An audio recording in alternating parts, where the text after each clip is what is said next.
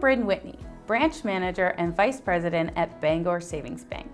Bangor Savings Bank has been supporting our local communities for over 172 years, and we are proud to partner with MaineHealth Lincoln Hospital for this 5-part series on coastal medicine in Lincoln County. Bangor Savings is proud to work with Lincoln County Television and MaineHealth at Lincoln Hospital. We hope you enjoy this 5-part series as much as we've enjoyed supporting it. Thank you and enjoy. Hello, welcome, and thank you for joining LCTV as we will be bringing you a 5-part series of medicine in the Midcoast and demystifying the operating room. I'm Larry Seidling, the Executive Director here at Lincoln County Television, and it is my privilege to be hosting this very important series. This is a collaboration between Lincoln County Television, Lincoln Hospital, and Bangor Savings Bank, our sponsor. We will take you inside the operating room and introduce you to Dr. Reed Fella and his surgical team as they perform a cataract operation, as well as Dr. Ross Fella and his team performing a carpal tunnel surgery. We will sit with a team of professionals led by Dr. Hunnell, talking about palliative health care, as well as giving you insight to the senior leadership at MaineHealth Lincoln Hospital as they discuss regionalization of local hospitals and why it is necessary. We begin our series with Jessica Pinkham. She's a key leader here at Lincoln Hospital as the first nurse to ever sit on the Board of Trustees, as well as Director of Surgical Services here at MaineHealth Lincoln Hospital. One might even call her the quarterback or the point guard as she sets the tone for this outstanding team of professionals that man the operating room at Lincoln Hospital. Jessie, welcome to the show. Thank you so much, and thank you for having me, Larry. Well, this is great stuff. Jess, let's get right to it. Give us, the folks at home, a little background of who Jess Pinkham is. Yep. Well, I grew up in Five Islands, Maine, which is a lobster coastal community. I graduated college at University of New England in 2001, and in 2008, I found my passion and became an operating room nurse. 2011, I was growing tired of the commute, and I was searching jobs online, and a staff nurse at Lincoln Health. Here in Damascotta? Yeah, here in Damascotta, a staff nurse position in the operating room. So I applied, and I've been here ever since. In 2020, my predecessor, Karen Howell, announced her retirement, and I did a lot of reflecting of what I wanted out of my future. So I took a chance and I applied, and I'm just so thankful that Christine Anderson believed in me enough, and she's our Chief Nursing Officer of the Coastal Region. And I promised her that I would transform the department, and to this day I believe so that I'm doing that. Well, you use the word team, and we've watched you, as the folks at home will get a chance to see as we go through this 5-part series many times. You use the word team a lot. How do you find the right fit for a person or a nurse or a doctor in your team? It pretty much boils down to finding the right people that fit our culture. Lincoln Hospital has that unique trust-based culture that is just not seen at a lot of facilities. The team trusts that I will be transparent, supportive, empowering, and that I will always be there to hear them and to voice their concerns forward. The people value this type of culture. This is how the right fit strengthens our culture. Also, we do a lot of shared decision-making with team approach interviews. And when we do an interview, we collaborate together, we circle back, and we just say, does this person fit our team? Yes or no? And we move forward from there. But it's important to hire the right people that fit your culture, because if you don't, it's what you build can easily be torn down very quickly. Those team meetings fit really well with your style of leadership, don't they? Yep. How do you use that as far as making decisions moving forward? Because you have a lot of decisions. You're the operating quarterback. You're the boss in there, and there's a lot of split-second probably decisions you have to make, as well as long-term planning decisions. Yeah, we pivot all the time. I mean, the team knows if they come up against something, we pivot immediately. The team is 100% confident with bringing any issues to me, and I will turf them up the pole and see what happens. But I am extremely supportive of the team, and that's, you lead by example. I'm out there helping them, turning over rooms, picking cases, or doing whatever. I'm helping ASU take out the trash and the laundry, because we're a small department. We're small but mighty, speaking to Cindy Wade, but we wear multiple hats. So we do everything as one. So we didn't talk about this off camera, but I do want to ask this question. As the first nurse to sit on the board of trustees, how do you take that operating room experience to the table, to the boardroom? I love my position on the board. I'm very grateful that Cindy Wade asked me when she did. I feel being an old nurse herself. Yes, being a nurse I herself. think once you're a nurse, you're always a nurse, right? Well, she did start here as a candy striper and worked her way up. So, but I feel as I'm a value add for the board, because I can bring a lot of experience to the table. Hands-on. Boots on the ground. When there's an issue about something that's rolling out with anything at epic level, they can refer to me, or even to speak about projections for FY25 for surgical volume. I can say to them, I'm confident that we will make it. So just like I'm confident that we will make it, going forward. So let's talk a little bit about your volumes. They've increased dramatically in the last 3 or 4 years.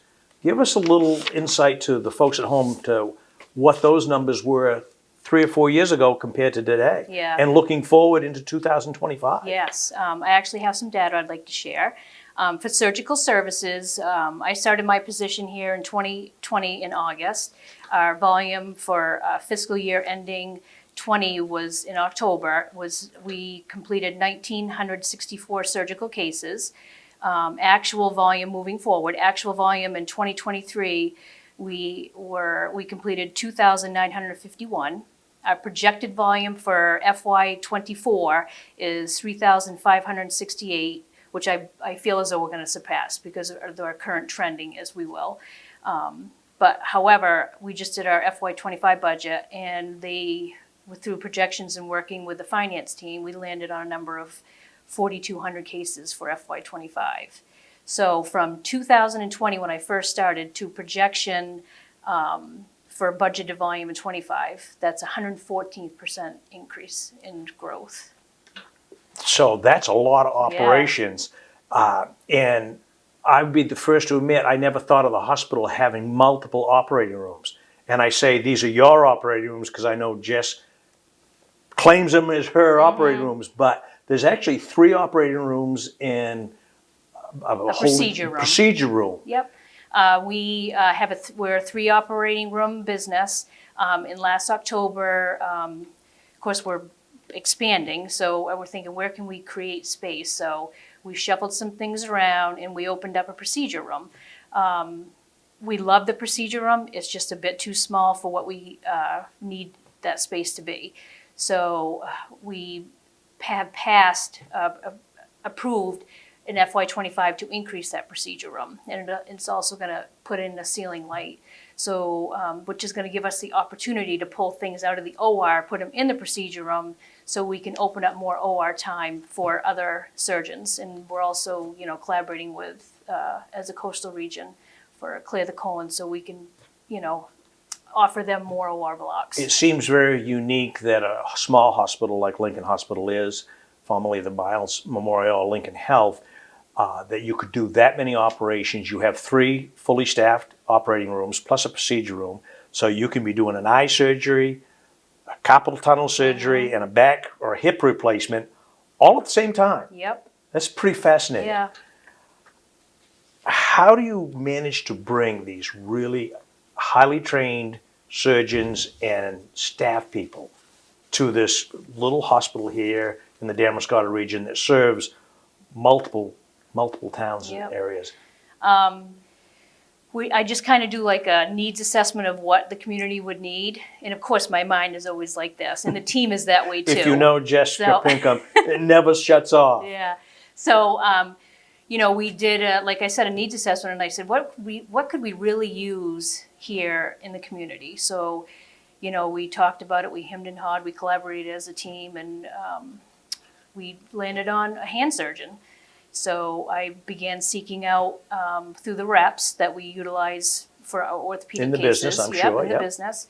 And one of the reps floated out a name, and I said, here's my card, my business card, and my flyer that I give to some of the offices, and Dr. Rossfeller called me up. So, and then we went from there, and the team here, you know, it took a year to do it, but we did it. And now he is now here full time, but he not only came himself, he brought his brother, Dr. Reedfeller, and he's an ophthalmologist who also does lid surgeries too. So it's a great addition to Lincoln Health, and it's definitely helped to our surgical volume. And you know, I go above and beyond because I'm always seeking out the new things. You know, it's like when we was looking at our Alcon reps, which is our eye for cataract surgeries. I was talking to the rep, what do you have that's new? So he showed me the Ingenuity, which is the heads-up technology, which we discussed with Dr. Feller. And I would tell me what's so good about it. And pretty much in a nutshell, it protects the longevity of your surgeon, because with cataract surgery, historically you do it only looking down. So this is a heads-up technology, so you're doing surgery like this on like a 65-inch 3D TV. So That's where the part AI comes into yes, into yeah. it. Tell us a little. AI is the GI genius. That's right. Yes. I'm off. I'm Yep. one operation Yeah, ahead here. that's right. I wanted to ask you about that, but that was interesting talking with Dr. Feller and having him explain. And folks at home, we will have that operation here in a later part of our series, but that they have so much neck and upper spine problems. Yeah. But like I said, we're the first in the state of Maine. The nearest who uses Ingenuity is Boston. So that's new technology that I sought out for to enhance our ophthalmology department. So it would possibly increase services to our community members, just give them an insight into what's out there for the newest technology that Lincoln Health is using. The fact that they can do an eye surgery looking at a TV screen Yeah. is pretty amazing. Yeah. Pretty amazing. And I'm sure that's going to change the way your recruitment of other eye surgeons Yep. will be in the future. Exactly. That they can Yep. do this. Because you always have to think of the future, not just the now with healthcare, because it's changing. So all the let's time. move on to the AI. Mm-hmm. Talk to us a little bit about how that's changed the operating room. Yeah, we are, I believe, the only MaineHealth facility, and I'd have to check to see if this was a while ago, who uses artificial intelligence for identifying polyps in our patients, which essentially decreases the likelihood of developing a colon cancer. It's 90% faster at identifying polyps within the colon, and we're committed to protecting our community from colon cancer. So this is definitely helps with the polypectomy rate. And colonoscopies are a pretty common procedure today Mm-hmm. compared to what they were maybe 25 Yes. or 30 years Yep. ago. You do a lot of them here at the hospital. Yes, we do. Colon cancer, cancer in Maine in general is a big problem. This must be able to reduce that, a big help in Yeah. reducing that. And plus, they've just reduced the time of screening to 45, but 45 years old. So you brought Dr. Rossfeller into the hospital. Yep. You're now doing surgeries. He brought to the table Yep. surgeries that you'd never done before. That's right. And we would definitely want to sick pediatric patients, because polydactyl, I mean, he's doing contractions with children with cerebral palsy. So it's good. That's why it's going to be good. We don't want to say too much, because he's going to have his own show. So, He is. We're going to sit down with Yeah. Dr. Rossfeller in the near future. We had the chance to see a new procedure that's using the prone position for back surgeries and back part of your body. Talk to us a little bit about that as we show the folks at home that procedure going on. Yeah. Elizabeth Botter, one of my operating room nurses, was perusing AORN, which is the Standards of Perioperative Nursing, and noted that the traditional Wilson frame, which is how we prone a patient on a bed if we're doing like back surgery, was out of standard, and that it really shouldn't be used because of issues with blindness or potential blindness. So I connected with MaineHealth and they recommended, well, what are we using? So I demonstrated on what we use at MaineHealth for rolls to support the body alignment. Elizabeth then sought out new pieces of equipment that potentially could be used, which we are going to be looking at trialing them. So, but this is what we do. We identify things that need to be changed and we create that change. Lincoln is known for becoming the first to do a lot of things. So, well, we were fascinated, for the folks at home, as you'll see in this video that we're going to run here in just a second, as simple as putting a mirror so that you could see the patient's face and make sure that they were cognizant, I guess, to just some support systems. Simple things, but very, very important. yeah, you always want to maintain the airway, and that's what the mirror. So we're going to take a second and just show you that little clip at home, because that was really, really important. How this team that Jessica has put together here in the surgical room prepares a patient for a back operation or something on the back part of the body. Just take a quick second and look at this. So the problem with the Wilson frame is that it positions the patient with the head lower than the body. And in that type of position, it increases intraocular pressure, and the intraocular pressure can lead to post-op vision loss, which we want to obviously avoid. So the goal of any prone positioning is to position the patient so that the head is level or even a little bit higher than the body. So we have some different positioning aids that we're using right now. We're also evaluating what we use and what's available, and maybe trialing some other positioning aids to offer the best and safest positioning aids for our patients. Some of the problems that we try to avoid are how stable are these positioning aids with patients, and everybody is shaped differently, so we need to make sure that we have a variety of positioning aids so that we can accommodate the most amount of patients. So Callie is not very fluffy, she's very skinny. So if you see here, the blue bumps that we have might be too high for her. So we have these smaller gel rolls here. The goal is to offload pressure to the abdomen and to the chest so that breathing is easier. So that's the goal with prone positioning and positioning aids, so that our patients can breathe easily while they're face down. So I guess we can go ahead and have Callie hop up and kind of show you what we look for and what we do.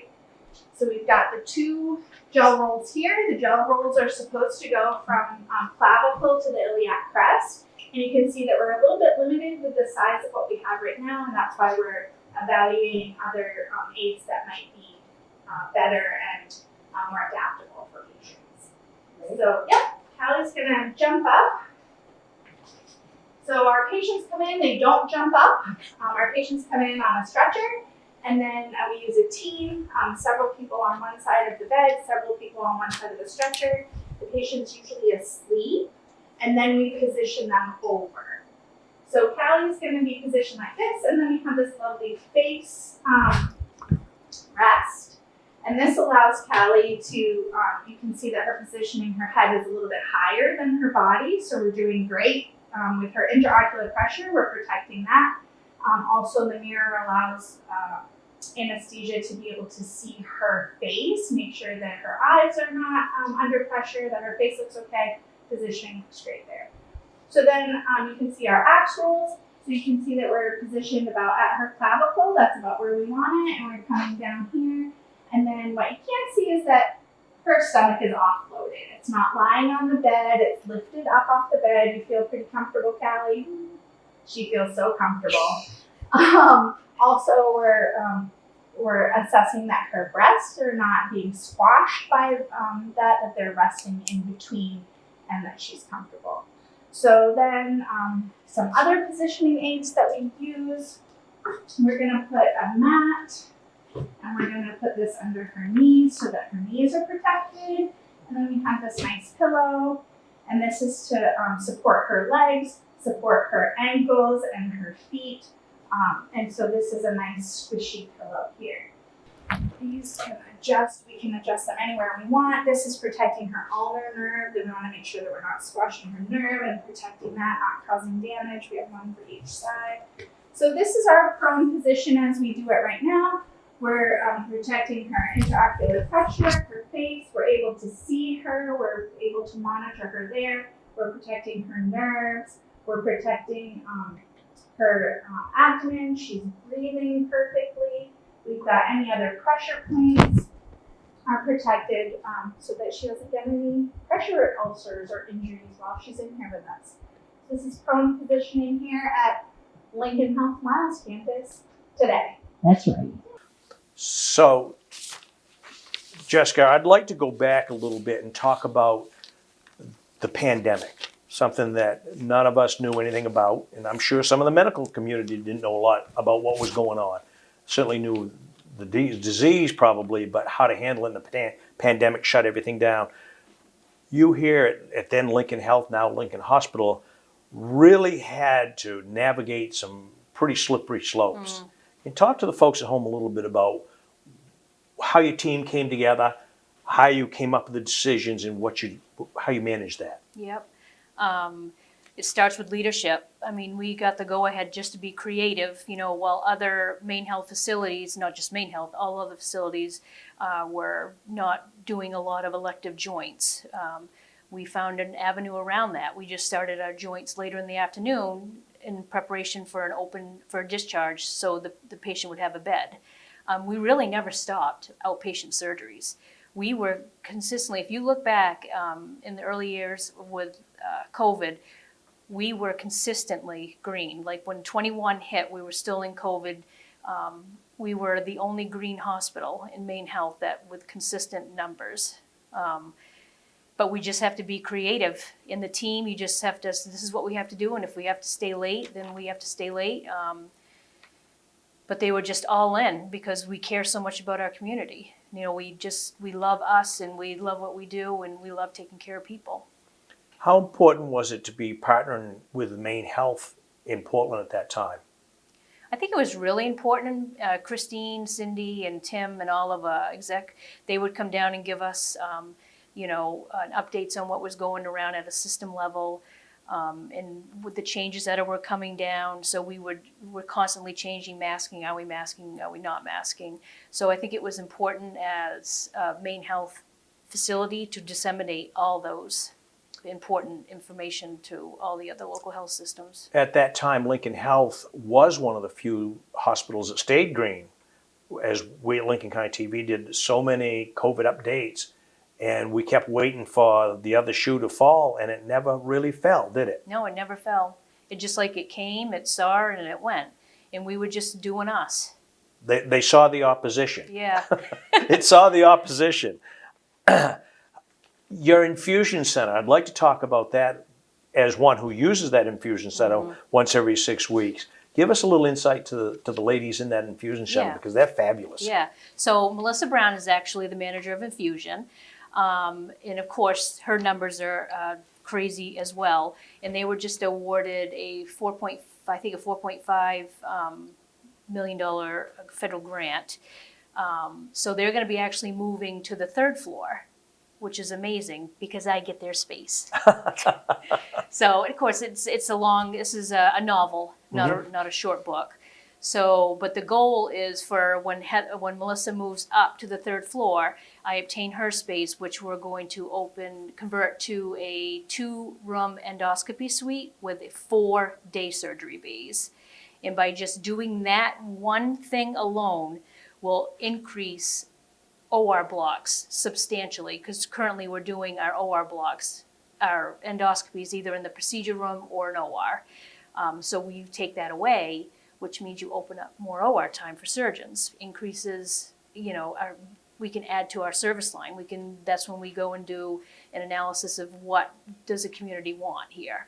But it also, more importantly, it decreases our flow in ASU because that's our bottleneck. So we only have 8 bays in ASU, and by pulling out the endos, that's gonna substantially help our bed situation in day surgery. So as we come to the end of this, what is on the burner today that you are always looking for? Eye, ears, and nose, Yeah. doctor, or Yeah. some other surgical procedure that you'd like to see Yeah, Lincoln Hospital be able to perform? Yeah, I'm always looking and thinking of ways to offer services to our community. And that's just when we work together, decide, do we want to have an ears, nose, throat surgeon? If we do, what's the benefit of having an ears, nose, throat surgeon? And does the community even want that here? So it's always continually monitoring the needs of the community. Anything else you'd like to add, Jessica? Sure. Just a few data points. Not only is surgical services growing, there are other Lincoln Hospital areas that are growing also as well. Like pharmacy, I spoke to Karen Philbrick, the director of pharmacy. She has hired a second pharmacist for Watson that sees patients on a referral basis. So if there is a community member who has any questions or concerns about anything pharmacy-wise, they can be seen at Watson and by a pharmacist. Walk-in clinics now open 7 days a week. Wellness Rehab has collaborated with my department, Surgical Services, and hired a certified hand surgeon, which is amazing because we had since lost ours. Infusion and oncology we've already spoke to. Awesome. Yeah. Well, Jessica, thank you so much for taking a few minutes to sit down and tell us a little bit about your operating room here at Lincoln Hospital. Great. Thank you for having me, Larry. Thank you. Folks, I ask you to stay tuned for the next 5 weeks, 4 weeks. We're going to have an operation, a surgical operation on a cataract. We're also going to do a hand surgery. We're also going to get a chance to talk about palliative care with Dr. Hunnell. We're going to wrap this series up with a sit down with Andy Patstone, Cindy Wade, and Marvin Nesbitt from the Board of Trustees. So, folks, stay tuned for the next Sunday nights at 7 o'clock for the next 5 weeks as we are going to bring you medicine in Midcoast Maine. From LCTV, Lincoln Hospital, and our friends at Bangor Savings, I want to say thank you for watching, and I hope you enjoyed the show.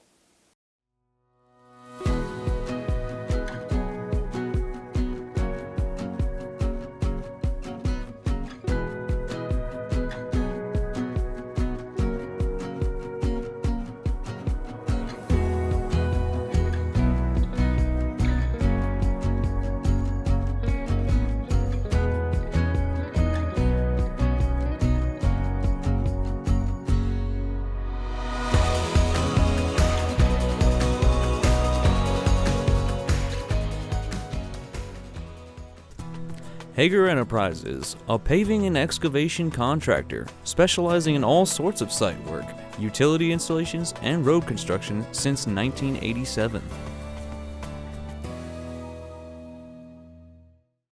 When Tidewater Telecom built Lincoln County's first fiber-to-the-home network in 2011, we knew we were starting a project that would take years to see through. 9 years later, we are proud to have connected more than 2,000 Lincoln County homes to our blazing fast open fiber network. But that hasn't dimmed our vision to connect all of Lincoln County. Learn more about the power of fiber optic internet at tidewater.net.